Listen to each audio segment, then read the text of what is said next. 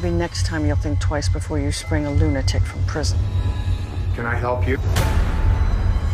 Do you hear it? You do. Finally. Who are you? Why did you ask for me?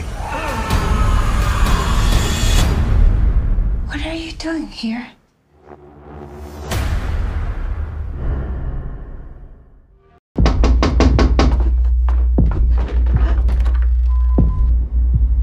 When are we?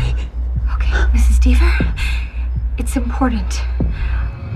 I think that something terrible is going to happen. It's happening.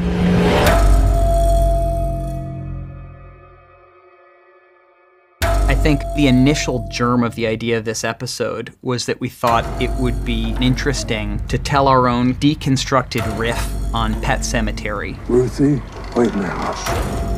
In telling a story of a woman who's confused between the past and the present, who perceives this dog from her past that has died as a ghost returning to haunt her. If you're going to tell a story where Ruth walks out of her bedroom in the present into a hallway 5 years ago and downstairs into a scene from the first episode of the series. What else you been signing for, Alan? Does her wardrobe change? Does her hair? Does her makeup? Is there a sort of continuity of the way that she presents herself to the viewer? Another challenge of the filmmaking was how do you navigate the presence of Matthew Deaver, played by Adam Rothenberg. Go to bed, Ruth. With the presence of Bill Skarsgård and his character, especially given that Ruth is herself navigating through time periods. You're still young. You'll remarry.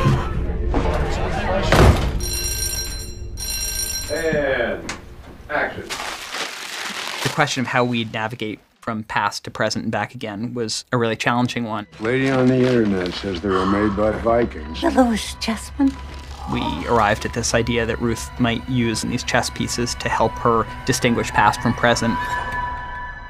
Grandma, what's the deal with all the missing pieces? I can get lost in the past. If I find a chess piece in the icebox, well, I know it's now, not then.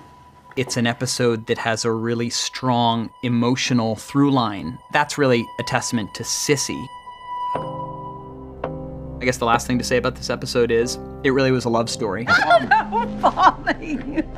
We were really interested in a kind of love story that doesn't really get told on television a lot. And that for all the tragedy of this moment that ends the episode, it provides her with this memory of the moment when she and Alan were reunited after a couple decades apart. And that's where we leave them at the end of this episode, kind of like two insects in amber. We just leave them preserved in that moment.